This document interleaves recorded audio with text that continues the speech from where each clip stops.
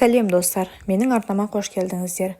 Әңгімені бастамас бұрын лайк басып, комментария жазып, тіркеліп қоюды ұмытпаңыздар. Комментарияға қай ауданнан көріп отырғандарыңызды жазып кетіңіздер. Барлық жаңалыққа түсе бермейтін оқиғалар болады.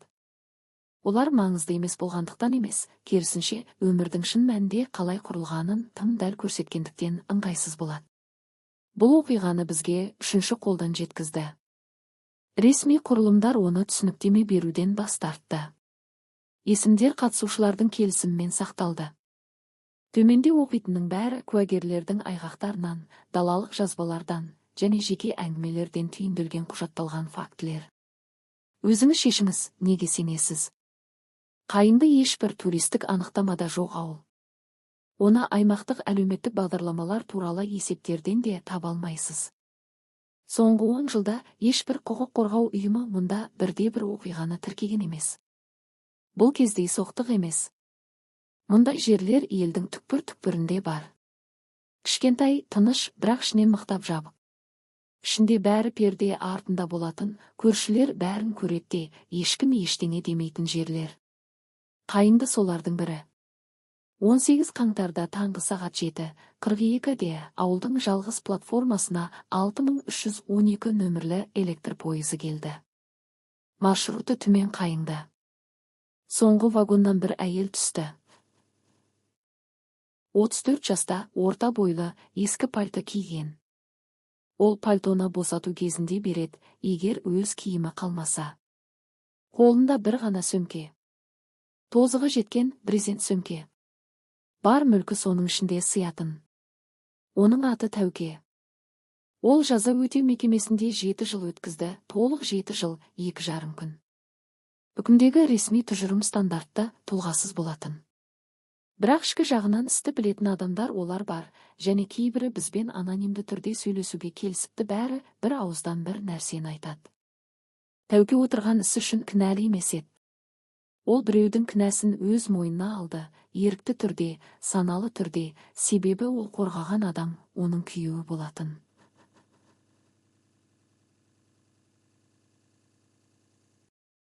Ол оны сондай сүйді, тек кейін аңқау деп атайтын адамдар ғана сүй алады. Күйеуінің аты Рахат. Бұл есімді есте сақтаңыз, біз оған тағы ораламыз, және сіз білетін нәрсе жағымсыз болады. Себебі бұл ерекше оқиға емес, керісінше өте типтік оқиға. Осының өзінде бұл тарихтың басты құжаттық қорқынышы жатыр. Қазір платформа. Қаңтар. Аяз -23 градус. Тәуке ағаш настилде тұрып, өзі өскен ауылға қарап тұр. Ол минутта өзіне қойған алғашқы сұрақ туралы ол бізге 2 жылдан кейін, ыстық пеші бар үйде, шөп шайы бар кружканы ұстап отырып өз айтты. Сұрақ сіз ойлағандай емес еді. Алдағы уақытта не болады, қайда бару керек деген емес. Сұрақ өте қарапайым болды. Бұл әлі менің ауам ба?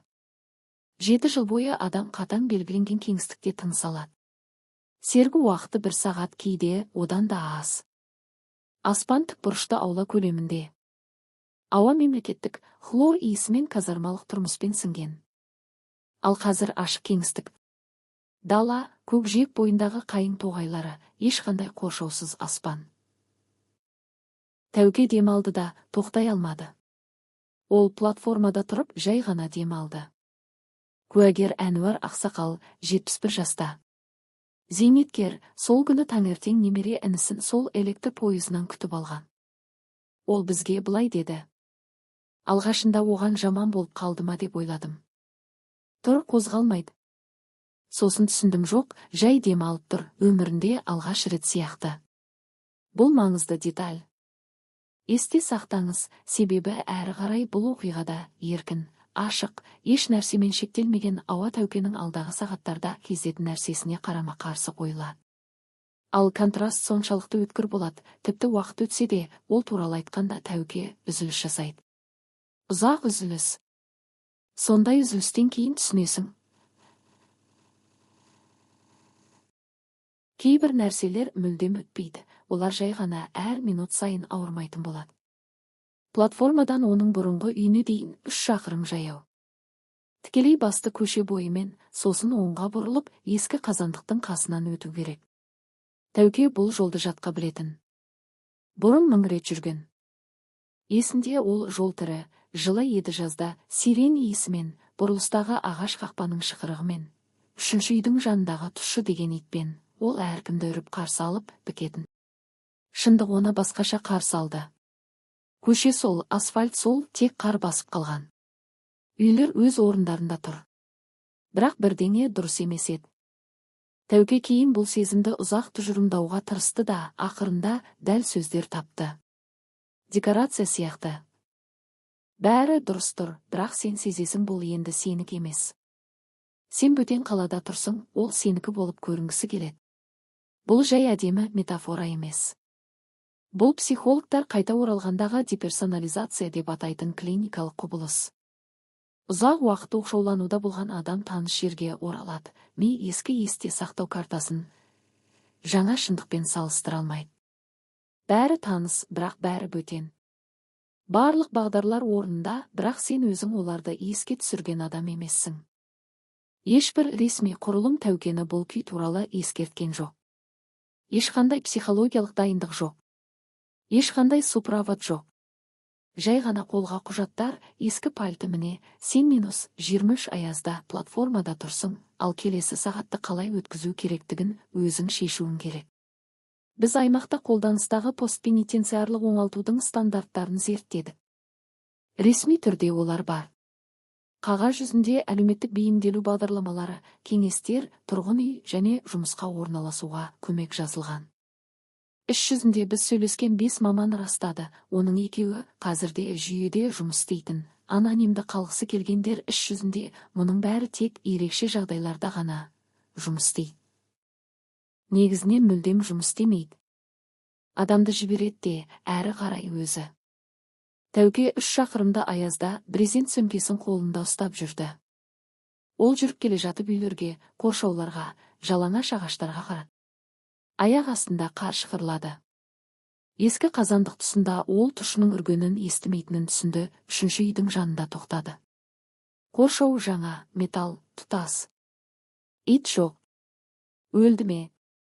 Әлде иелері ауысты ма? Ұсақ түйек сияқты. Бірақ сол ұсақ түйек, кішкентай үрген иттің жоғалуы ішінде бірдеңені жылжытты. Бірдеңе түпкілікті түсінуге мәжбүр етті. 7 жыл болмады, 7 жыл өтті. Әлем онсыз өмір сүрді. Және ол дәл солай өзгерді, ең күтпеген ұсақ детальдарда танылмайтын болып қалды. Тәуке әрі қарай жүрді. Ол 20 минуттан кейін жаңа қоршауы мен ауласында бөтен джипі бар үйдің алдына келетінін білмеді. Ол есікті ашатын адамды өзі сондай сүйген, оның 7 жыл өмірін берген адамды көрмекші болғанын білмеді. Ол сол күні кешке минус 27 аязда платформада жалғыз, баспанасыз, ақшасыз, есік ашатын бір адамсыз қалатынын білмеді. Ол әлі мұның бәрін білмеді. Ол жай ғана жүрді, суық ауаны жұтып ішінде, үкімде, торда, опасыздықта жетпейтін жерде кішкентай, әрең көрінетін отты ұстап тұрды. Жүйе тіркейтін нәрселер бар. Және жүйе байқамауға тырысатын нәрселер бар. Тәукенің оралғаннан кейінгі алғашқы сағаттарында болған оқиға 2-ші санатқа жатады. Ешқандай хаттама толтырылған жоқ, ешқандай арыз тіркелген жоқ, ресми түрде ештеңе болған жоқ. Бейресми түрде жыл сайын ел бойынша ондаған ұқсас жағдайда болатын нәрсе болды. Жай ғана бұл туралы ашық айту әдетке айналмаған. Үйді ол бірден таныды. Орман көшесі мен жергілікті қисық деп атайтын көше аралықтың қиылысындағы бұрыштық учаске. Қақпаның жанындағы қайың сол, олар рахатпен бірге ортақ өмірдің алғашқы жылында отырғызған қайың. Қайың өсіп үлкен, жайқалған болыпты. Міне, содан қалғаны тек осы ғана. Қоршау жаңа. Бұрынғы есінде қалған, сәл қисайған, жасыл бояумен боялған ағаш штакетник емес. Енді профильді металл парақ, қою қоңыр, тұтас, биік орта бойлы адамнан да биік, арқылы қарауға болмайтын. Қақпа кең, автоматты домофоны бар. Қайыңғыда домофон. Барлығы бір-бірін атынан танитын ауылда. Ауласында қара түсті, жаңа немесе жаңаға жақын джип тұр.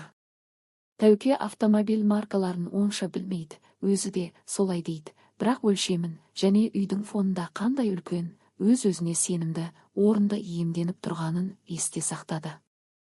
Ол қақпаның алдында тоқтады да домофон түймесін басты. Ұзақ уақыт өтті. Қанша екенін айта алмайды.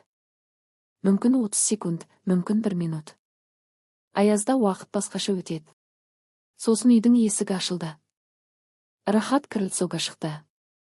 Тәуке алғашқы бірнеше секунд жай ғана оған қарап тұрды, есіндегі бейнені алдындағы адаммен салыстыруға тырысты.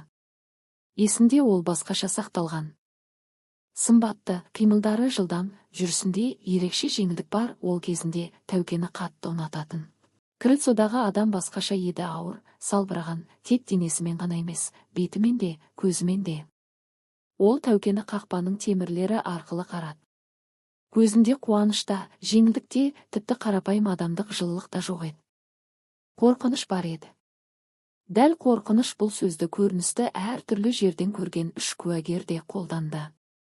Әнуар ақсақал кездейсоқ өтіп бара жатқан, қарсы беттегі көрші әйел, аты жөнін айтқысы келмеді, 14 жасар жасөспірім көршінің гаражында велосипедін жөндеп отырған. Бәрін көрген. Үшеуі де бір нәрсені айтты. Ол оған қауіп ретінде қарады. Ойланыңызшы. 7 жыл бұрын өз өмірін онымен ерікті түрде жауып тастаған әйел, шындықты айта алатында, айтпаған әйел, 7 жыл бойы әр күні оның орнына мемлекеттік қабырғалардың ішінде оянған әйел. Міне, ол 3 шақырымдық аязды жолдан кейін ескі пальтосымен, бір брезент сөмкесімен оның қақпасының алдында тұр. Ал ол оған қауіп ретінде қарап тұр. Бұл жеке адамдық драма емес. Бұл сағат механизмі сияқты дәл жұмыс істейтін әлеуметтік тетік. Өзіне лайық емес екінші мүмкіндік алған адам ризашылық сезбейді, қорқыныш сезеді. Себебі екінші мүмкіндік бұл қарыз, ал қарыз қысады. Қарыз қысымынан құтылудың ең оңай жолы кредиторды жау деп жариялау. Дәл осы болды әрі қарай. Рахат крыльцодан түсіп қақпаға келді, бірақ ашпады. Тыныш сөйледі, соншалықты тыныш, куәгерлер сөздерін естімеді. Тәуке естіді. Ол бізге бұл әңгімені сөзбе-сөз айтып берді, тек өмір бойы есте қалатын естеліктерде болатын айқындықпен. Ол айтты: сен мұнда келуге құқығың жоқ, бәрі бітті, енді оның басқа өмірі, басқа отбасы бар, оның мұнда болуы бүкіл ауылға ұят, ол дереу кетуі керек және қайтып келмеуі керек. Тәуке жауап беріп үлгерген жоқ, себебі үйдің есігі тағы ашылды. Жас әйел шықты. Куәгерлердің бағалауы бойынша 28 шамасында. Ақ құба, үй киімінде, жылы, жақсы киінген. Қолында 2-3 жасар қыз бала. Қыз қақпаның алдындағы таныс емес тәтейге балалық тыныш қызығушылықпен қарады, ол әлі қашан қарау ыңғайсыз екенін ажырата алмайды. Әйелдің аты Инкар. Бұл дәл анықталған. Оның аты кейінгі бірнеше куәгерлік айғақтарда кездеседі. Инкар Тәукені көрді, Рахатқа қарады. Ол көзқараста оны қалай оқығанында, жағдайды бірден түсінгенінде, ол бәрін білгенін көрсетеді. Қақпаның алдында кім тұрғанын білген, оқиғаны білген және бірден шешім қабылдаған. Ол қызды Рахатқа берді, үйге кірді, 1 минуттан кейін үлкен қоқыс пакетімен шықты. Қақпаны Тәукені қарсы алу үшін емес, өзі шығу үшін ашты да, пакетті тікелей Тәукенің аяғына қарға лақтырды. Сосын екіншісі үшін, үшіншісі үшін қайта кірді. Пакеттерде Тәукенің 7 жыл бұрын үйде қалған ескі заттары болды. Бірнеше киім, кітаптар, рамкадағы суреттер. Біреу сынған, шыны қарға шашылыпты. Инкар бір ауыз сөз айтпады, жай ғана қақпаны жауып, құлыптың сырт еткен дауысы шықты. Тәуке жабық қақпаның алдында тұрды. Аяғының жанында қарда 3 қоқыс пакеті және рамкадағы суреттің сынған шынысы. Суретте ол кейін айтқандай, өзі болған жас, күліп тұрған, 25 жастағы. Сурет жазда өзен жағасында түсірілген. Ол сынған шыны арқылы қардың үстіндегі өз бетіне қарап тұрды. Әнуар ақсақал сол сәтте басын бұрып кеткенін айтады, қызық емес болғандықтан емес, қарау ұят болғандықтан. Түсінесің бе, деді ол, бізге кей сәттерде адамға ешкім көрмейтіндей болсын деген иллюзияны беруге болады. Мен басымды бұрып үйге кеттім. Әлі күнге дейін дұрыс істедім бе деп ойлаймын. Тәуке пакеттерді жинап, пайдасы тиетінін өз брезент сөмкесіне салды. Қалғанын қарда қалдырды, өкпелегендіктен емес, жай ғана көтеретін жері де, қажеті де жоқ болғандықтан. Сосын жүрді. Оның ішінде жазылмаған тізім болды. 3 танысы есім және 1 досының есімі. Бір түн болса да түнеймін деп үміттенген адамдар. Бірінші мекенжай бұрыннан дос болған Көбеевтер отбасы. Мұрат Көбеев есікті ашты, Тәукені көрді де, дереу, үзіліссіз, алдын ала дайындап қойғандай. Көмектесе алмаймын, өзімізде де тар, жаны ашиды, бірақ ештеңе істей алмайды деді. Есік Тәуке ештеңе айтып үлгергенше жабылды. Екінші мекенжай қарт көрші Нұрзида апай, бұрын Тәукені пирогпен сыйлап қызым деп атайтын. Нұрзида апай ұзақ ашпады, сосын тізбекпен ашты. Қарап, Тәукем, сен түсінесің ғой, адамдар көреді, маған да осында өмір сүру керек деді. Тізбек сол күйі алынбады.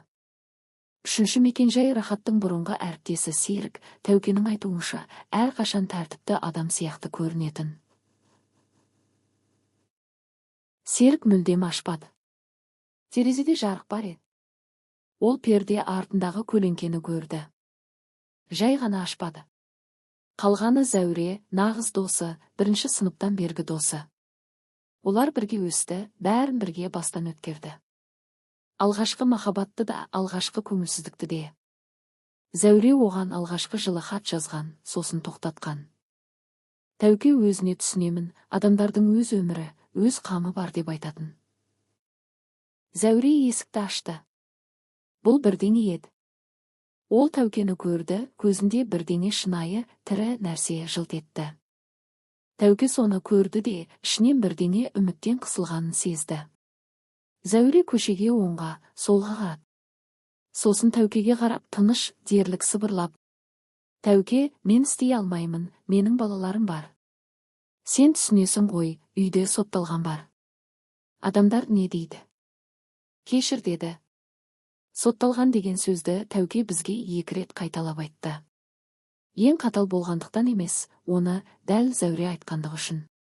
Кешкі сағат 18:00-ге қарай қараңғы түсті, аяз -27-ге түсті. Тәуке платформадағы ағаш орындықта отырды, күні осыдан басталған сол орындықта. 12 сағатта бірнеше шақырым жүрді, 4 рет бас тарту естіді, және 1 ретте жылы жерге кірмеді. Сөмкесінде бірнеше зат, құжаттар, босату кезінде берілген 50 теңге. Әлеуметтік оқшаулану туралы ең танымал зерттеушілердің бірі, материалды дайындау кезінде зерттегеніміз, былай деп жазады. Ұзақ мерзімді сотталудан оралған адам жай тұрмыстық қиындықтарға ғана тап болмайды. Ол қоғам автоматты түрде, зұлымдық ниетсіз, жай қорқыныш инерциясымен жасайтын жүйелі әлеуметтік бас тартуға тап болады. Әрбір жабық есік нақты бір адамның жеке шешімі емес. Бұл ұжымдық рефлекстің қайталануы. Зерттеушінің атын оның өтініші бойынша айтпаймыз. Қайынды сол кеште өзінің әдеттегі өмірмен өмір сүрді. Терезелер жарықтанды, мұржалардан түтін шықты. Бір жерде ит үрді, тұщы емес, басқа. Үйлерде адамдар кешкі асқа отырды, теледидар қосты, балаларын ұйықтатты. Қарапайым қаңтар кеші, қарапайым Сібір ауылында. Тек платформада 7 жыл бұрын осы ауылды біреудің қылмысының салдарынан құтқарған әйел отырды, ал ауыл оған бірде-бір ашық есік қалдырмады. Дәл сол сәтте Тәукенің өзімен кейін тапқан жанама куәгердің айғағы бойынша платформада бір кемпір пайда болды. Кей нәрселер рационалды түсініктеме беруге келмейді. Олар ғажайып болғандықтан емес, керісінше сәйкес келуі мүмкін емес сәтпен тым дәл сәйкес келгендіктен. Сол нақты кеште, сол нақты сағатта Марфа апаның платформада пайда болуы солардың бірі. Біз логикалық түсініктеме табуға тырыстық. Электр пойыздарының кестесін зерттедік. Кемпір пойызбен келген жоқ. Жақын үйлердің тұрғындарын сұрадық. Ешкім оның қайдан келгенін көрмеген. Ол жай ғана пайда болды. Қараңғылықтан өзін жағдайдың өзі шақырып алған адамдар сияқты пайда болады. Оның аты Маржан Игілік қызы Селезнева, сол кезде 82 жаста. Орман шетіндегі платформадан 1,5 шақырым жерде, қыста әрең пайдаланылатын жол бойындағы үйде жалғыз тұратын. Жергілікті тұрғындар оны бұрыннан біледі, ауылда жалпы өмірден сәл бөлек өмір сүретін адамдарды қалай білетін болса, солай. Оны ешкімде қуғындалған немесе ерсі деп санамайды. Жай өз заңмен өмір сүретін адам. Оған әртүрлі нәрсемен келеді. Кеңес сұрап шөптер үшін ауылда дәрігерлік пункт аптасына 3 күн ғана жұмыс істейтін. Дәрігер ауданнан айына 1 рет келетін, ал Маржан апай күн сайын жұмыс істейтін. Тәуке орындықта отырды және өз сөзімен айтқанда енді ештеңе туралы нақты ойламайтын. Ми үнемді режимге көшкен. Бір күнде тым көп нәрсе болғанда ойлаудың қажеті болмай қалады. Жай отырасың, жай өмір сүресің. Аяз -27. Пальто қажетінше жылытпайды. Аяқ саусақтарын нашар сезеді. Сөмке орындықта қасында тұр. Әрі қарай қайда бару керек белгісіз. Сосын қасында біреу отырды. Тәуке аяқ дыбысын естімегенін айтады. Жай бір сәтте қасында кішкентай, қара шәліге оранып, пима киіп, таяғы бар кемпір пайда болды. Ол орындыққа отырды да біраз уақыт үндемеді. Рельстерге қарады, сосын сұрамай, растағандай айтты. Үсіп қалдың ғой, сен үсіп қалдың, саған көмектесу керек. Жай үсіп қалдың. Тәуке сол бір сөзде ішінде бірдеңе жылжығанын айтады. Жаны ашу емес. Жаны ашуын ол бүгін әртүрлі формада естіп болған. Басқа нәрсе қарапайым факттың растауы, оны айтудың өзі бірдеңе істеуге жеткілікті себеп сияқты. Маржан апай тұрды, Тәукеге тік қарады, сол күні басқалардың бәрі қарағандай бұрыштан сақтықпен емес. Жүр деді де, жүрді. Тәуке сөмкесін алып соңынан ерді. Ол кейін өзі де осы таныс емес кемпірдің артынан түнде қысқы жолмен орманға баруға дайын болғанына таң қалатын. Бірақ ол былай дейді. Балама -27-дегі орындық болатын. Және кемпірдің бойында күмән қалдырмайтын бірдеңе бар еді. Билікте қысымда емес, жай болып жатқанның абсолютті табиғилығы. Бәрі дәл солай болуы керек еді сияқты. Үйге дейінгі жол шамамен 20 минут болды. Жол сирек қайың орманы арқылы өтті. Күндіз әдемі шығар, қазір жай қараңғы тыныш. Қар шығырлады. Маржан апай сенімді жүрді, сүрінбеді. Таяқты қажеттіліктен гөрі әдет бойынша ұстады. Артына қарамады, жай жүрді, Тәуке соңынан келе жатқанын біліп. Үй кішкентай, бірақ мықты еді. Ескі екені сезілді, бірақ күтімді. Қабырғаға жинақы отын үйілген, крыльцо таза. Ішіне кірген бойда жылу. Аяздан кейін бет пен саусақтарды шымырлататын жылу. Орыс пеші. Кептірілген шөптердің қою, күрделі, таныс емес, сонымен бірге еске түсіретін иісі. Бірдеңе есінде қалғандай. Шөп шоқтары барлық жерде. Төбедегі арқандарда, сөрелерде, саз құмыраларда, терезе алдында. Маржан апай бірден сұрақ қоймады. Бұл да маңызды деталь. Ол жай ғана шәйнекті қойды, пештен бірдеңені қарапайым қарақұмық ботқасын, ыстық маймен шығарды. Үстелге нан, тұздалған қияр, ағаш қасық қойды. Іші деді. Тәуке істі. Сосын шай ішті қара, таныс емес дәмді, сәл ащы әрі тәтті. Маржан апай қарсы отырып, өз шайын ішіп үндемеді. Ауыр үндемеді, күтіп үндемеді, жай үндемеді, сөзбен толтыру керек болмайтын. Одан қорықпайтын адамдар үндемейтіндей. Бір сәтте Тәуке сөйлей бастады. Кейін ол нақты не үшін екенін түсіндіре алмады. Мүмкін жылу, мүмкін тамақ, мүмкін сол шай. Маржан апай кейін оған құрамын түсіндірді. Онда ана шөп пен мелисса да болған. Бірақ Тәуке шөптерде емес дейді. Жай сол кеңістікте, сол тынышта, сол кемпірде бірдеңе сөйлеуге рұқсат беретін. Ол бәрін басынан айтып берді.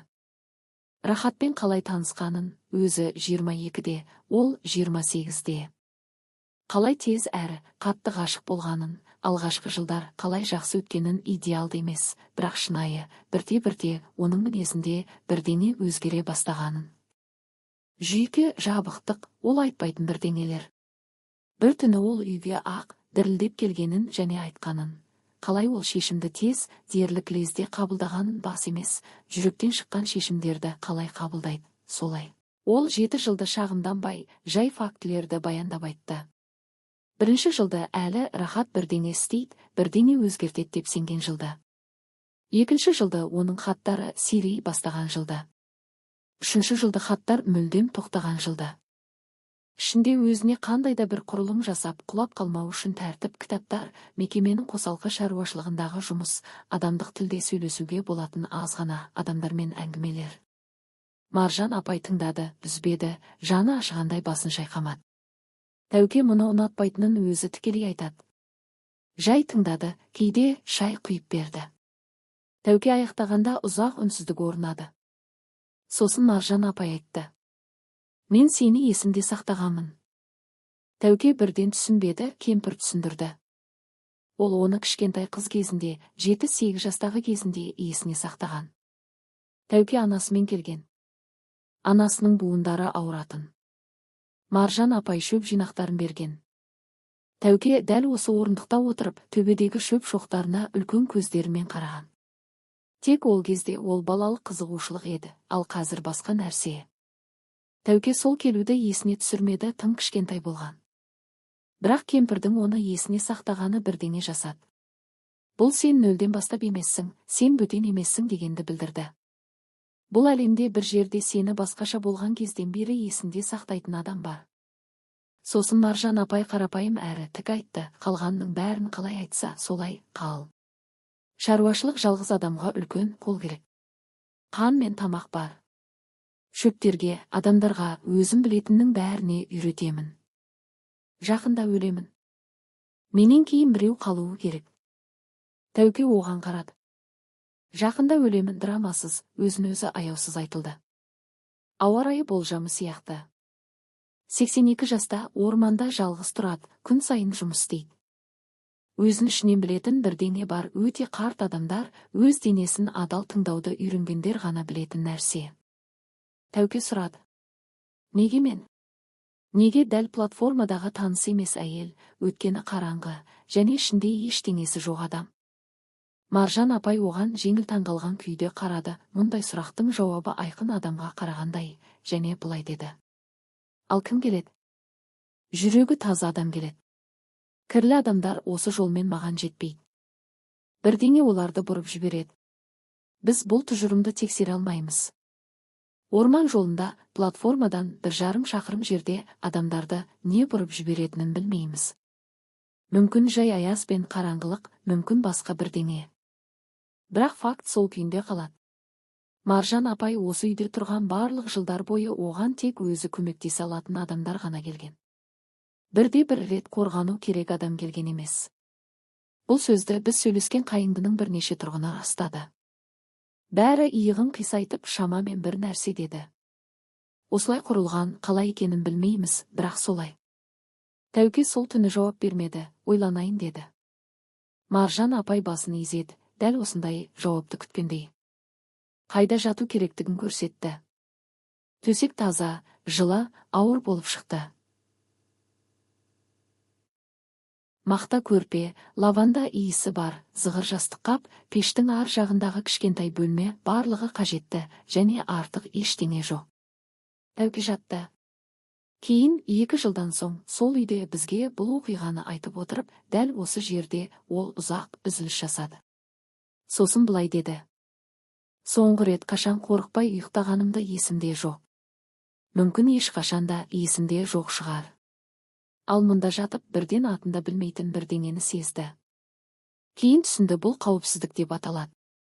2555 күн бойы ол өзі таңдамаған жерде ұйықтады. Қауіпсіздік тек шартты, сыртқы факторларға тәуелді болатын жерде. Ал қазір орман шетіндегі үй, қабырғаның ар жағында таныс емес кемпір, шөптердің иісі, пештің жылуы және шынайы қауіпсіздік іштен шығатын есіктегі құлыптан емес. Ол бір ойды соңына дейін ойлап үлгергенше ұйықтап қалды. Терезенің сыртында -27 аяз. Қараңғы орман тыныш тұрды. Қайыңдыда терезелер жарықтанып, адамдар кешкі бағдарламаларды тамашалап, балаларын ұйықтатып, өз өмірлерін сүріп жатты. Рахат та, бәлкім, жаңа қоршау мен ауласындағы джипі бар, жаңартылған үйінде ұйықтап жатқан шығар. Ешқайсысы да сол түні орман шетіндегі үйде 2 жылдан кейін ауылдағы бірнеше ондаған адамның өмірін өзгертетін бірдеңенің басталғанын білмеді. Бүгін ешбір есіктен кіргізбеген әйел көп ұзамай ауырсынумен, бәлеге, енді ешкім жауап бере алмайтын сұрақтармен келетін адамға айналатынын ешкім білмеді. Бірақ ол әлі алыс еді. Әзірге жай ұйқы болды. 7 жылдағы алғашқы тыныш ұйқы. Кітап арқылы берілмейтін білімдер бар. Оларды жазбағандықтан емес, кейбірі ескі дәптерлерге өңі кеткен сиямен жазылған. Біз оларды қолымызға ұстадық. Жазу олардағы басты нәрсені өлтіреді. Басты нәрсе тек тірі дауыспен, тірі қолдармен, тірі кеңістікте беріледі. Бір адам көрсетеді, екіншісі қарайды, иісін сезеді, ұстайды, қателеседі және қайтадан көреді. Маржан апай Тәукені дәл осылай үйретті. Сондықтан берілген нәрсе шынайы берілді. Алғашқы 2 апта Тәуке жай ғана өмір сүрді, қалпына келді. Өзі бұл сөзді қолданбайды. Еріп жаттым дейді, денемен де, тағы бір мағынада, дәл сөзі жоқ мағынада. Күніне 3 рет қалыпты тамақ ішті, қанша қажет болса, сонша ұйықтады. Аулаға шығып, отын жарды, қарды тазалады, үйден 30 метр жердегі құдықтан су тасыды. Бұл қарапайым, тәндік нәрсе еді. Түсінікті. Істедің, нәтижесін көрдің. Отын жардың, отын жатыр. Су әкелдің, су шелекте. 7 жыл бойы еңбегінің нәтижесі мемлекеттік тұлғасыздықта еріп кететін өмірден кейін, Тәукенің айтуынша, әр әрекеттің айқындығы дерлі құлақты тұндыратындай болды. Маржан апай бақылап тұрды, бақылаған жоқ, дәл сол тыныш назармен бақылады, қысым жасамайтын. 3-ші күн айтты. Отынды дұрыс жармайсың. Қара.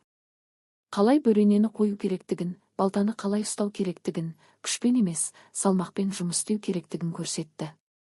Тәуке байқап көрді. Өзінше жасағаннан наша шықты. Тағы бір рет. 5-ші күні дұрыс шықты және ол айырмашылықты нәтижеде ғана емес, процестің өзінде сезді. Дұрыс қимыл аз күш жұмсайды және көбірек береді. Бұл қарапайым ашылу сияқты көрінді. Бірақ Тәуке дәл сол кезде өзінің бұрынғы өмірі туралы маңызды бірдеңені түсінгенін айтады. Ол өте ұзақ уақыт отынды дұрыс емес жарған, ауыспалы мағынада. Оқу қаңтардың соңында басталды. Маржан апай оны үйді кітапхана сияқты аралатты. Және үй шынымен кітапхана еді.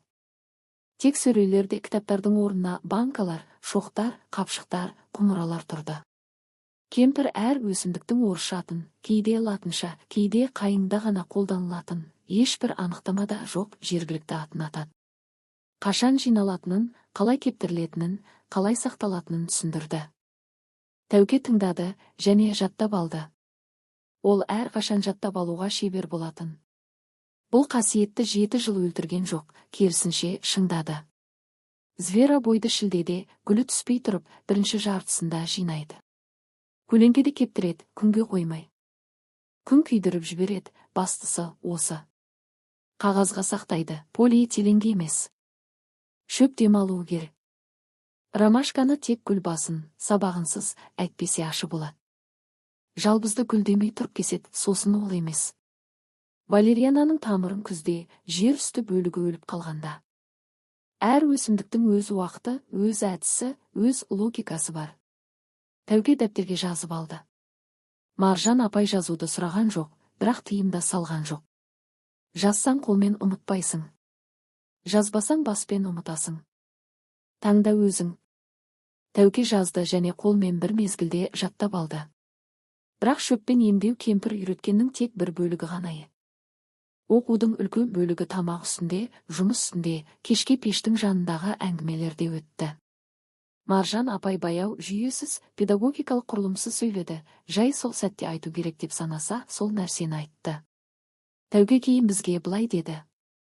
Алғашында логикасын ұстауға тырыстым, не үшін. Сосын қойдым, жай тыңдадым. Бір сәтте бәрі өзі-өзінен құрастырылып қалғанын түсіндім. Арнайы жинамаған мозаика сияқты, жай бөлшектерді аласың да, олар бір-бірін табады. Сол әңгімелердің бірін Тәуке сөзбе сөз есте сақтады. Ақпанның ортасы болатын. Кешке отырып, Маржан апай кептірілген ит мұрынды сұрыптап жатты. Тәуке көмектесті. Терезенің сыртында боран соғып тұрды. Тәуке бірдеңе айтты, рахат туралы, ащы, қысқа. Дәл сөздерін есіне түсірмейді. Интонациясын есіне сақтаған ішіндегі қараңғы, ауыр ашу, ол бүкіл уақыт бойы өмір сүріп, шебер бақылауда ұстаған, бірақ ешқайда кетпеген ашу. Маржан апай үнсіз қалды, сосын айтты. Ашу бұл бұрыштар. Тәуке түсінбеді. Кемпір түсіндірді. Ішіңде ашуды ұстап тұрсаң, ол жоғалмайды, ол өткір бұрыштарға айналады. Сен өзің сол бұрыштарға іштен күн сайын тілініп жатасың. Сен ашуланған адам емес, өзің. Тәуке үндемеді, себебі бұл тым дәл әрі жағымсыз еді. Кешіру деген ол дұрыс болды деген сөз емес деп жалғастырды Маржан апай, ит мұрыннан көзін алмай. Кешіру деген өзіңнен сол бұрыштарды алып тастау, лақтырып тастау. Ол үшін емес, ішіңде өмір сүруге орын болу үшін. Тәуке сол кезде әлі дайын емеспін деді. Маржан апай басын изеді. Білемін. Қазір туралы айтқан жоқпын. Қайда бару керектігі туралы. Бұл маңызды. Қайда бару керек? Кемпір ешқашан қысым жасамады, тез өзгерісті талап етпеді. Ол бағытты көрсетті. Әрі қарай өзің. Тәуке айтады. Дәл осы қысымсыз, мерзімсіз, басқа адамның ырғағына құрметпен қарайтын тәсіл Маржан апайдан үйренгеннің ең құндысы болған шығар. Және дәл осы тәсілді кейін өзі адамдар келе бастағанда қолданды. Наурызға қарай Тәуке алғашқы келушілерді қабылдауға көмектесе бастады. Адамдар әр түрлі келді. Біреулер күндіз ашық есікті қақты, біреулер кешке айналаға қаранып жасырын келді. Ауылда Маржан апайға қатысты екі түрлі көзқарас болды. Біреулер оған ешқандай ыңғайсыздықсыз келді, екіншілері жасырын, бірақ бәрібір келді. Тәуке кемпірдің қалай жұмыс істейтінін бақылады. Қалай шынайы тыңдайтынын үзілісті күтіп өз сөзін қыстырмай. Қалай қарапайым, дәл сұрақтар қоятынын адам өзіне сұрамаған сұрақтар. Қалай адамға ауру, немесе симптом ретінде емес, тұтас адам ретінде қарайтынын. Бір әйел келді, шамамен 30 жаста, созылмалы бас ауруымен. Аудандық невролог таблетка жазып берген. Таблетка ауруды бірнеше сағатқа басады, сосын қайта оралады. Маржан апай оны жарты сағат бойы ұйқысы, тамағы, жұмысы, үйдегі қарым-қатынасы туралы сұрады. Сосын айтты. Бас ауруы дене айтып тұр. Басың тым көп нәрсені көтеріп жүр. Бір бөлігін жерге қой. Шалфей ана шөп құлмақтан жинақ берді, және 3 жыл бойы үндемей жүрген нәрсесі туралы күйеуімен сөйлесуге кеңес берді. Әйел 2 аптадан кейін ауырмай оралды. Шөп сиқырлы болғандықтан емес, әңгіме болғандықтан. Тәуке қарап тұрып түсінді. Бұл сиқырда, мистикада емес. Бұл назар өте терең, өте адал назар адамға. Көпшілік адамның күнделікті өмірінде өте жетіспейтін нәрсе. Сәуірде көктем келді Сібірдегідей күрт. Қыс біртіндеп емес, бірден кетті. 3 күнде қар отырып қарайып, ери бастады. Үйдің ар жағындағы бұлақта мұз қабығының астында су сыңғырлады, ылғалды жердің иісі шықты, оны білмейтін адамға сипаттауға келмейтін, ал білетін адам ешқашан ұмытпайтын иіс. Маржан апай айтты. Жақында алғашқылары келеді. 1 аптадан кейін ана мен өгей шешеге барамыз. Ол әрқашан басқалардан бұрын сезеді. Бірақ олар бармады. 14 сәуірде таңертең Маржан апай тұрмады. Тәуке оны төсекте тірі, бірақ тыныш, ішкі тыныштығы бар күйде тапты. Денесі әлі ақыл әлі мойындамаған нәрсені білетін адамдарда болатын тыныштық. Тәуке фельдшерге баруды ойлады. Кемпір қолын көтеріп тоқтатты. Қажет емес, бәрі дұрыс. Тәуке күні бойы қасында болды, пешті оттатты, суын ауыстырды, қолын ұстады. Маржан апай кейде қысқа үзілістермен сөйледі. Тәуке әлі білмейтін өсімдіктердің атын атады. Келетін адамдар туралы айтты, кім міндетті түрде келеді, кімге ерекше сақтық керек. Тыныш, іскерлікпен нұсқау берді, ұзақ демалысқа кетер алдында істі тапсыратын әріптестер сияқты. Кешке қарай айтты. Рахатты кешір, ол үшін емес, өзің үшін бұрыштарды алып таста. Тәуке оның қолын қысты, ештеңе демеді. Маржан апай жауап күткен жоқ. 14 сәуір күні кешкі сағат 20:00-де Маржан Игілік қызы Селезнева қайтыс болды. Тыныш күреспен емес. Өмірін дұрыс өткізген, аяқталғандық сезімімен, үзіліспен емес, өте қарт адамдар ұйықтағандай. Тәуке ұзақ отырды. Сосын 7 жыл бойы болмаған нәрсе болды. Ол жылады. Шын жылады, өте ұзақ уақыт, өте үлкен қысыммен ұсталып келген нәрсе бұзылып шыққандай тереңдікпен. Ол Маржан апай үшін де, 7 жыл үшін де, бір кездері түні бойы тез, ойланбай шешім қабылдаған 27 жасар өзі үшін де, рахат үшін де ашумен емес, болмаған және енді болмайтын нәрсеге шаршаған мұңмен жылады. Ұзақ жылады, сосын бетін жуды, шәйнекті қойды, үстелге отырды. Таңертең алғашқы адамдар келді. Біреулер сезді, біреулер әдетпен келді. Тәуке есікті ашты, түсіндірді. Адамдар үнсіз қалды, біреулер көмектесті. Келесі күні ол Маржан апайды өзі жерледі. Ауладың алыс бұрышындағы ескі жүгі ағаштың астында, жер жұмсақ жерде, кемпір бірде, күзде жапырақтар сарғайғанда, осы жер маған ұнайды деген жерде. Мола қарапайым болды. Ағаш крест. Ешқандай жазу жоқ. Тәуке кейін адамдардан кемпірдің толық аты жөнін сұрады. Білді, тақтайшаға жазып қағып тұрды. Дауыстап ештеңе айтпады, не дұға, не қоштасу сөзі. Жай, мен тырысамын деді. Үй оған қалды. Құжат бойынша емес. Құжаттармен бәрі күрделірек болды. Бұл бөлек оқиға, біз әлі оған ораламыз. Ал қарапайым факт бойынша онда енді тұратын ешкім қалмады. Төбеде шөп шоқтары ілулі тұрды. Жазбалары бар дәптер сөреде жатты. Пештің жанында көк банкада шөп жинағы тұрды. Тәуке орман шетіндегі үйде жалғыз қалды. Терезенің сыртында сәуір алғашқы шөп, алғашқы құстар. Ал ауылда көмекке мұқтаж адамдар бар еді, олар жақында келе бастайды. Ол шәйнекті қойды, дәптерді ашты. Бір сәт бар адам өзін басқалар қалай деп санаса, сол күйден шығып шынайы кім екеніне айналады. Бұл сәт сирек дауысты болады. Ол жарияланбайды, құжатқа тіркелмейді. Жай тыныш болады. Қарапайым күнде, нақты бір нәрсе істеп жатқанда кенет түсінесің. Міне осы, міне мен. Тәуке үшін бұл сәт сәуірдің соңғы күндері келді, үйінің есігін алғашқы әйел қаққанда. Маржан апайға емес, өзіне. Әйелдің аты Гүлжан, 43 жаста, ауылдағы қоймада жұмысшы. Арқасының созылмалы, тартатын ауруымен келді, дәріханалық майлар да, аудандық фельдшер де көмектеспеді. Тәуке есікті ашты да, алғашқы бірнеше секунд жай қарап тұрды, сосын шегініп. Кіріңіз деді. Бұл сенімнің қайдан шыққанын өзі де түсіндіре алмады. Мүмкін Маржан апайды 3 ай бақылағаннан, мүмкін одан да терең нәрседен, қашатын жер жоқ, сондықтан жай істеу керек деген сезімнен. Ол Гүлжанды отырғызды, кемпір үйреткендей сұрастыра бастады. Бірден арқа туралы емес, өмір туралы. Ұйқысы, тамағы, ауру қашан басталғаны, және сол кезде өмірінде не болғаны туралы. Көп нәрсе анықталды. Гүлжан күніне 5 сағат қана ұйықтайды, себебі бәрінен бұрын тұрып, бәрінен кейін жатады. Үй, балалар, күйеу, жұмыс, тамақты жүріп ішеді. Өзі үшін соңғы рет бірдеңе істегені есіне түспейді. Арқасы 3 жыл бойы ауырады. 3 жыл бұрын анасы қайтыс болған. Тәуке оған дәптердегі рецепт бойынша қабынуға қарсы тал мен қайың бүршігінен жинақ берді, және тағы бірдеңе айтты. Медициналық емес. Жай, сіз 3 жыл бойы бәрін жалғыз көтеріп жүрсіз. Арқа сөзбе сөз. Ол сізге шаршадым дейді.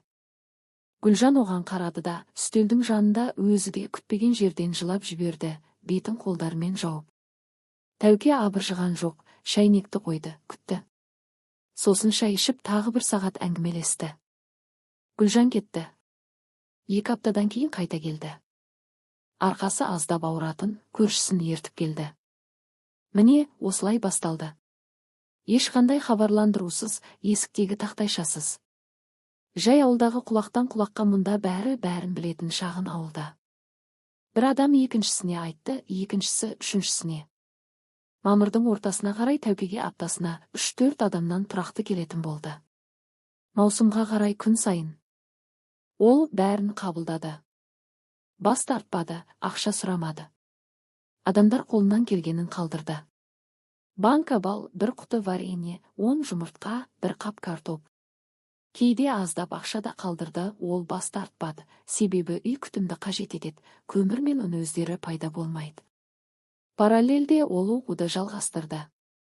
Маржан апайдың дәптері толық болғанымен толық емес еді. Кемпір қалғанын ауызша беруі керек еді, бәрін үлгермеген. Тәуке іздеді. Аудандық кітапханаға барды. Фитотерапия бойынша ескі анықтамаларды оқыды, үлкен буын адамдармен сөйлесті. Ауылда әлі балалық шағынан шөп мәдениетін есте сақтаған бірнеше қарт әйелдер қалған еді.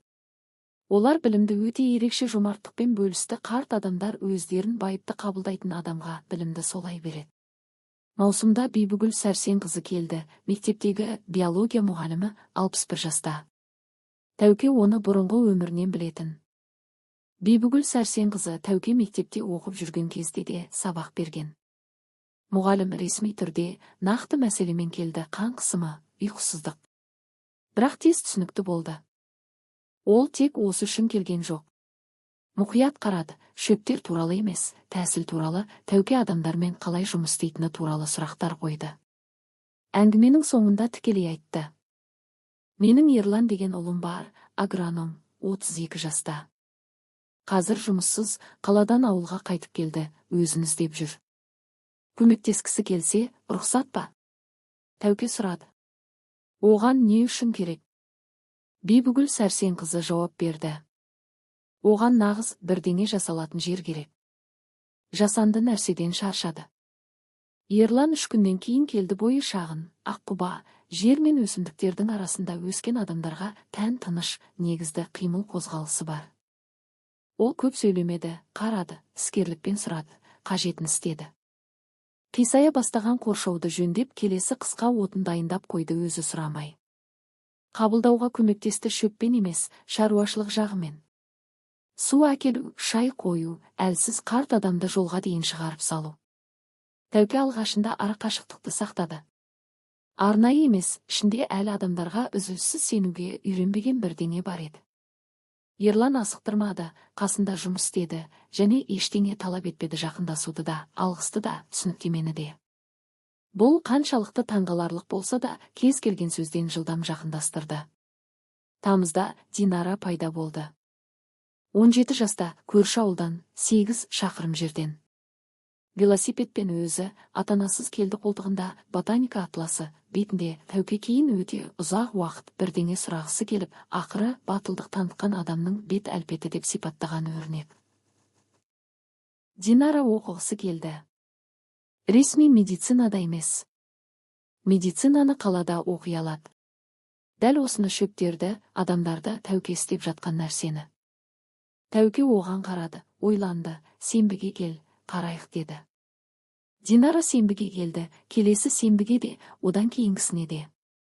Күзге қарай аптасына 3 рет келетін болды, велосипедпен немесе жаңбыр басталғанда жаяу. Жылдам үйренді, ақыры өзін тапқан адамдарға тән құштарлықпен. Сұрақтарды дұрыс қойды: қалай аталады, қанша қосу керек емес, неге және егер болса не болады деп. Тәуке оған қарап, кейде Маржан апайды ойлайтын.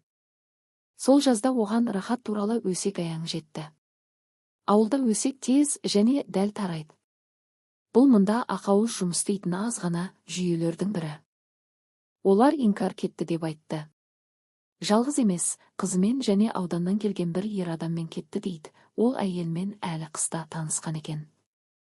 Олар рахат содан кейін іше бастады дейді.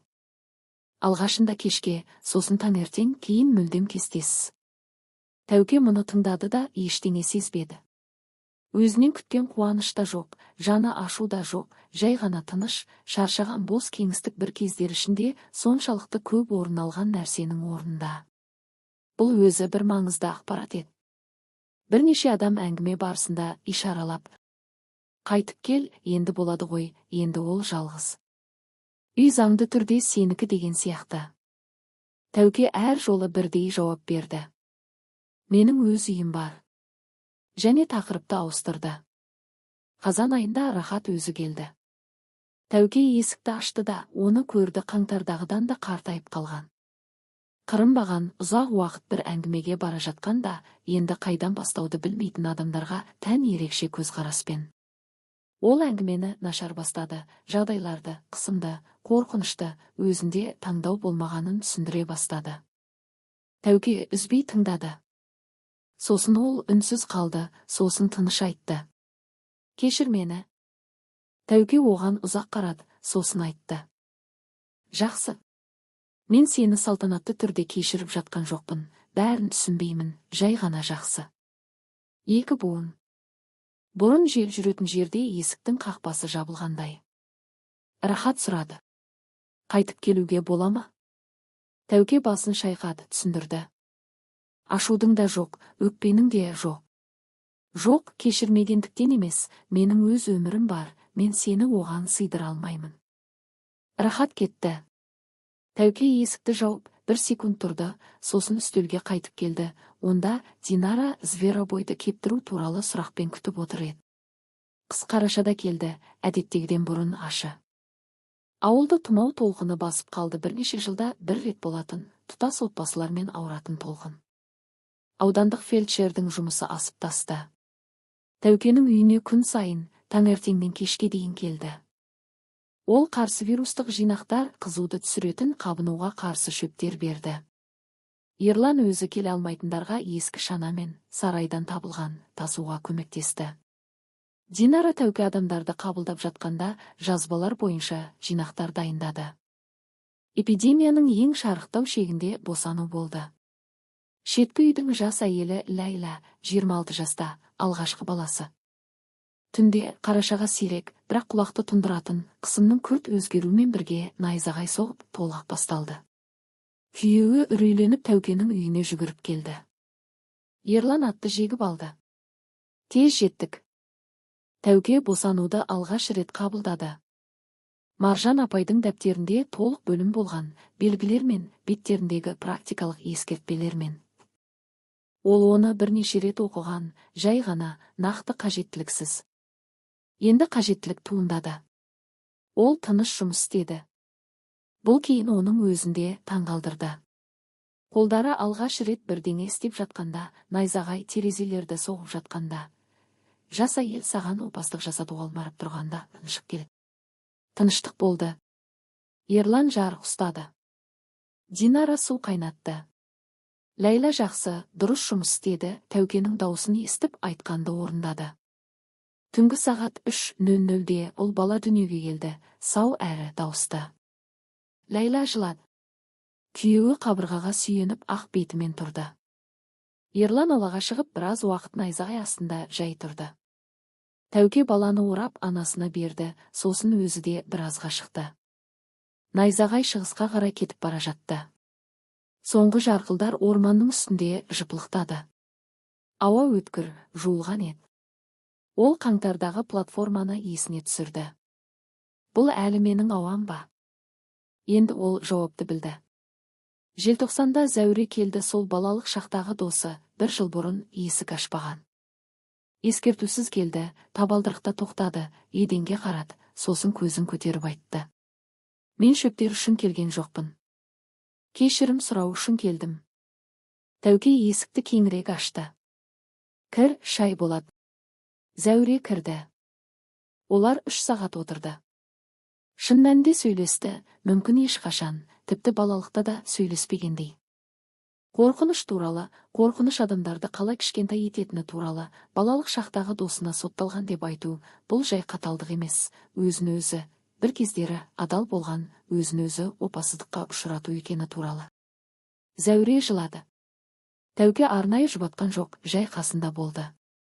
Зәуре кетерде Тәуке оған бір кездері Маржан апай айтқан нәрсені айтты. Сөзбе сөз емес, өз сөзімен, бірақ мағынасы дәл солай. Бұрыштар туралы, өзіне деген ашу, ең өткір бұрыштар екені туралы. Және өзін кешіру әлсіздік емес, ішкі тазалықтың қажеттілігі екені туралы. Зәуре табалдырықта тоқтады, Тәукеге ұзақ қарады, бірнеше сезім араласқан күрделі өрнекпен, сосын тыныш айтты. Сен мұны қалай істейсің? Осылай өмір сүруді. Тәуке ойланды, сосын адал жауап берді. Мен жай ғана басқа біреу менің өмірімді дұрыс жасайды деп күтуді қойдым. Сонда менің өмірім басталды. Зәуре басын изеді, кетті. Алғашында сирек, сосын жиі келе бастады. Шөптер үшін емес, әңгіме үшін. Тәуке оны да басқалар сияқты қабылдады. Үй өмір сүрді. Адамдардың даусымен, иістермен толықты. Ерлан сықырлай бастаған крыльцоны жөндеп, Динара төбеге жаңа шоқтар іліп қойды. Оның алғашқы өз бетінше жинағы ұқыпты, дұрыс. Пештің жанындағы сөреде жаңа дәптер пайда болды. Тәуке өз жазбаларын жүргізді, Маржан апайда болмаған нәрселерді толықтырды. Оралғаннан кейінгі алғашқы жылдық мерейтой байқалмай өтті. 18 қаңтарда Тәуке тұрып, пешті оттатты, шәйнекті қойды, есікті ашты. Аязды ауа үйге әдеттегідей кірді. Ол платформаны, брезент сөмкені, домофоны бар жабық қақпаларды, қардағы 3 қоқыс пакетін есіне түсірді. Сосын жылылыққа қайта кірді. Динара үстелде дәптермен отырған еді. Ерлан аулада отын жарып жатты. Дыбысынан дұрыс әрі үнемді екені байқалды, бір кездері өзі үйреткендей. Есікті бірінші келуші әдеттегіден ертерек қақты. Тәуке ашты. Жүйе құжат, анықтама, куәлік, мөр басылған ресми қағаз бергенде бітті деп есептейтін нәрселер бар. Жүйе қағаз тарихты жабады, нүкте қояды, папканы сөреге қояды деп сенеді. Бірақ тарих ешқашан құжат аяқталған жерде аяқталмайды. Ол адам аяқталған жерде аяқталады. Ал кейде мүлдем аяқталмайды. Кейде жай формасын өзгертеді. Нотариус ақпанда келді. Тәуке оны күткен жоқ. Ол әдеттегі жұмыс күнде Гүлжанды, арқасы ауыратын сол әйелді, енді шөптер үшін емес, жай отырып, әңгімелесіп, шай ішу үшін келетін, қабылдап жатқан кезде күтпеген жерден пайда болды. Нотариус жас, қалалық, орман шетіндегі үйге әдеттегі кабинетіне қарағанда түсіп қалғанына сәл абыржыған. Қағаздарды шығарып үстелге жайды, іскерлікпен құрғақ түсіндірді. Рахат қаңтарда қайтыс болды. Жүріп, оған 41 жаста еді. Тәуке мұны тыныш тыңдады, іштей әлде қашан дайын болған, бірақ білмеген хабарды тыңдағандай. Нотариус жалғастырды. Заң бойынша заңды әйел ретінде ажырасу ресми түрде рәсімделмеген. Бұл анықталды. Тәуке мүліктің мұрагері болып шықты, үй, учаске, джип, алайда ол несие екен. Нотариус үнсіз қалды да оның реакциясын күтті.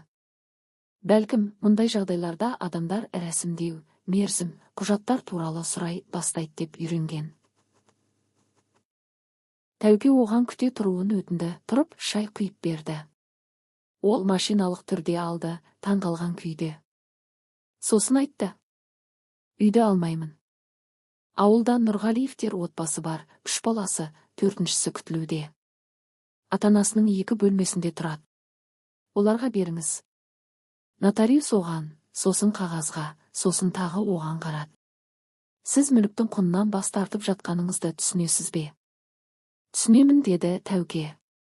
Сыйға тарту ретінде рәсімдеңіз. Сізге Нұрғалиевтер кім екенін түсіндірейін бе? Нотариус түсініктеме сұраған жоқ, қағаздарды жинап, кетті, кәсіби тәжірибесіне сыймайтын бірдеңемен кездескен адамның өрнекімен. Гүлжан үстелде отырып үнсіз қалды. Сосын айтты. Тәукем, бұл үлкен ақша ғой. Тәуке иығын қисайтты. Менің өз үйім бар. Бұл шындық еді. Орман шетіндегі үй заңды түрде Маржан апай оған әлі күзде рәсімдеп қойған. Кемпір өлерінен 3 ай бұрын ешкімге айтпай нотариусқа барып, шынайы үйі өзі таңдаған, мән жай бойынша алынған емес үйі. Наурызда өле келді. Тәуке есікті ашты да мүлдем жас қызды көрді, 19 шамасында, аязға сай емес жұқа куртка киген. Қарны 7 айлық, кем дегенде. Беті барлық нұсқаны сарқып, енді соңғы рет осы жерге келген адамның ерекше өрнегі. Сенгендіктен емес, басқа жер жоқ болғандықтан. Тәуке оған қарады, шегініп. Кір, суық, деді. Өлия кірді. Ұзақ үнсіз отырды, үстелде отырып кружканы 2 қолымен ұстап, жылынып, сосын айтты. Атанасы қуып жіберген. Әкесі. Баладан құтылғанша үйге келме депті. Ол құтылмаған. Әкесі уәдесін орындаған. Жігіт жүкті екенін білгенде әлдеқашан жоғалып кеткен. Құрбысының үйінде тұрған. Құрбысы бір ай шыдады, сосын кетуін өтінді. Соңғы 2 апта таныстарының үйінде бір күннен тұрды, мазасын алмау үшін. Таныстар бітті. Тәуке тыңдады, сосын тұрып, пештің ар жағындағы кішкентай бөлмені көрсетті. Өзі бірінші түні, 1 жыл 2 ай бұрын ұйықтаған сол бөлмені. Мұнда тұрасың, қажет болғанша тұр деді. Өлия оған қарады. Неге? Деп сұрады. Күмәнсіз, жай адал. Ол тегін көмек күтуді ұмытқан, логикасын түсінгісі келді. Тәуке қарапайым жауап берді. Бір кездері осы жерде біреу мен үшін осыны істеген. Енді менің кезегім. Өлия жылады. Тыныш, шаршаған, шынайы жасқа күші қалмаған адамдар жылайтындай. Тәуке жұбатуға ұмтылған жоқ, тағы шайнек қойды, нан, май, варенье алды. Алдымен ішіп ал деді. Босану сәуірдің соңында болды. Тәуке өзі қабылдады. Екінші рет енді тыныштырақ. Ерлан есіктің ар жағында кезекте тұрды. Динара іште көмектесті. 27 сәуір түнгі сағат 4:00-де Өлия ұл бала туды, мықты, дауысты, қара шашты. Өлия оны Мәди деп атады. Бұл кезде үй жай ғана орман шетіндегі жалғыз әйелдің үйі емес еді. Ол басқа бірдеңеге айналды. Орыс тілінде дәл сөзі жоқ, бірақ құбылыс ғасырлар бойы бар. Панахана тым ресми, жатақхана тым тұлғасыз. Үй, мектеп және басқа жер жоқ кезде келетін, ал келгенде кенеттен баратын жер бар екені белгілі болатын орынның арасындағы бірдеңе. Өлия Мәдимен кішкентай бөлмеде тұрды. Динара аптасына 3 рет келді. Енді жай оқу үшін емес, қабылдауға көмектесу үшін. Ол 1 жылда өсті, қарапайым жағдайларда өз бетінше Тәукенің бақылауымен сенімді жұмыс істеді. Ерлан күн сайын таңертең шаруашылыққа келіп, сосын шешесіне кетіп қайтып келді. Оның Тәукемен арасында бірдеңе баяу, біртіндеп асықпай, сөзсіз, түсініксіз өзгерді. Жай өзгерді, күндізгі жарық өзгеретіндей. Әр минутта байқалмайтын, бірақ таңертең мен кешті салыстырсаң айқын. Зәуре жексенбіде келді. Олар түстен кейін шай ішетін әдет шығарды. Әр түрлі нәрсе туралы сөйлесті, кейде өткен туралы, енді ауыртпалықсыз, өткен тірі қауіп болмай, жай өмірбаянның бір бөлігіне айналғандағы тыныш қашықтықпен. Бибігүл Сәрсенқызы мектеп кітапханасынан ескі ботаника кітаптарына келді, есептен шығарылған. Тәуке оларды Маржан апайдың дәптермен қатар сөреге қойды. Гүлжан бірде жалғыз емес, қызымен келді. Қызы үйде анасы айтып жүрген әйелмен танысқысы келді. Танысты, 3 сағат отырды. Мамырда аудандық газеттен журналист келді. Жас, диктофоны бар, халық медицинасы мен дәстүрлерді қалпына келтіру туралы дайын сұрақтары бар. Тәуке онымен сыпайы сөйлесті, қысқа жауап берді. Ол өзін қалай атайтынын сұрағанда шөпші, емші, знахар ма ойланып жауап берді. Жай ғана тыңдауға уақыты бар адам. Журналист шағын мақала жазды. Аудандық газетте шықты. Тәуке кейін Динараға күліп көрсеткен тақырыппен. Өзін қатысты бірдеңеге алғаш рет шынайы күлді. Тақырып: қайыңдының шөпшісі ұмытылған рецепттерді қалпына келтіріп жатыр. 4 абзац. Үйдің суреті. Бірақ мақаладан кейін ауданнан бірнеше адам келді. Аудандық ауруханадан шаршаған, ауыр созылмалы мәселелер бар. Тәуке оларды да қабылдады. Үйдегі 3-ші көктем сәуірде келді. Тәуке ертеңгісін, Өлия оянбастан, Ерлан келместен аулаға шықты. Маржан апайдың моласы бар, жөке ағаштың жанында тұрды. Жөке көгере бастаған. Алғашқы кішкентай желімді жапырақтар таңертеңгі аспанның фонында дерлік мөлдір. Ол еркіндік туралы ойлады. 2 жыл бұрын, 18 қаңтарда құжат беріп, босатқанда келген еркіндік туралы емес. Ол еркіндік заңды, маңызды, бірақ сыртқы еді. Сыртта еркін, іште жоқ. Іште қорқыныш, ашу, 7 жыл өкпе, өткір бұрыштар күн сайын тілініп жүрген. Шынайы еркіндік басқаша келді. Бір сәтте емес, біртіндеп кішкентай бөліктермен дерлік байқалмай. Ол сол күні келді, Тәуке бірнеше күн қатарынан рахат туралы ойламағанын түсінгенде. Зәуре сотталған деген кешке Тәуке ауыртпалық емес, жай сол сөзден шаршағанын сезгенде. Найзағайлы түнде босануды қабылдап қорықпай жай істегенде. Нотариус қағаздарды жайған сәтте Нұрғалиевтерге беріңіз дегенде құрбандық емес, жеңілдік сезінгенде. Шынайы еркіндік өткен қазіргіні басқармайтын кез. Жоғалмайды, ешқайда кетпейді, бәрі болды, бәрі есте қалады. Жай басқару пульті болуды қояды, іштен түймелерді басуды қояды. Дәл сезім. Тәуке оны бізге бірнеше рет сипаттады, әр жолы сәл басқаша, бірақ әрқашан бір финалды бейнемен. Әлдеқашан ауыр рюкзак көтеріп жүргендей. Өте ұзақ көтерді, соншалықты ұзақ, тіпті оның ауыр екенін ұмытты, сосын қойып, оның қаншалықты ауыр болғанын, онсыз қаншалықты жеңіл болғанынан ғана түсінді. Біз оған тікелей сұрадық. Ол бақытты ма? Тәуке үнсіз қалды, сосын айтты. Бұл дәл сөз емес. Бақыт жарқыл сияқты. Бірде бар, бірде жоқ. Менде басқа нәрсе. Менде күн сайын таңертең тұруға мән бар. Жатамын күні бойы не еске түсіретінім бар. Бұл жарқыл емес, тұрақты жарық. Ол соқыр етпейді, бірақ әрқашан бар. Біз жүйе туралы, оның 7 жылын алған жүйе туралы не ойлайтынын сұрадық. Ол күтпеген жауап берді. Жүйе менен 7 жыл алды, бірақ өзі білмей, мені осы жерге әкелді. Егер сол 7 жыл болмаса, мен сол платформада болмас едім, Маржан апайды кездірмес едім, мұнда болмас едім. Мен жүйеге риза емеспін, бірақ қарыздар да емеспін. Біз екеумізде өзара есеп айырыстық. Біз соңғы сұрақты қойды қазір, 2 жыл бұрынғы өзі сияқты жерде, метафоралық платформада, аязда, ашық есіксіз тұрған адамдарға не айтқысы келеді? Тәуке ұзақ ойланды. Терезенің сыртында көктем. Бөлмеде шөптердің иісі. Пештің ар жағындағы кішкентай бөлмеде мәди бірдеңе гүлдейді. Оған дерлік бір жас. Ол сөйлеуді үйреніп жатыр. Өлия тыныш жауап беріп жатыр. Сосын Тәуке айтты. Платформа аяқталмайтын жер. Платформа пойыздар кететін жер. Кейде барлық есік жабылуы керек. Сонда ғана сен ашық тұрған есікті көресің. Ол әрқашан бар. Жай ғана әдетте сен іздеген жерде емес. Біз жазбаны тоқтаттық. Терезенің сыртында ана мен өгей шеше гүлдеп тұр. Маржан апай соңғы таңертең тұра алмай қалған күні жинағысы келген сол шөп. Тәуке оны өзі сол күні жинады, 1 мамырда 2 жыл қатарынан.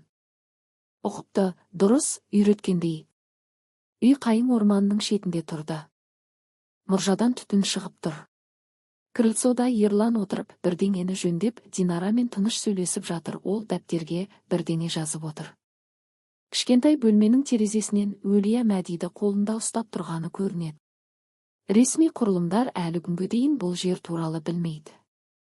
Аймақтық есептерде ол ешқандай статистикада, ешқандай тізімде жоқ. Ол жай ғана бар.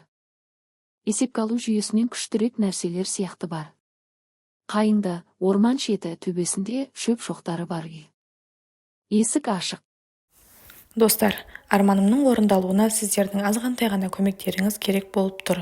Тіркелу түгмешесін басып кетсеңіздер, өте қуанышты болатын едім. Әңгіме ұнаған болса, лайк басып, комментария жазып, тіркеліп қоюды ұмытпаңыздар. Мен сіздерге зор денсаулық тілеймін.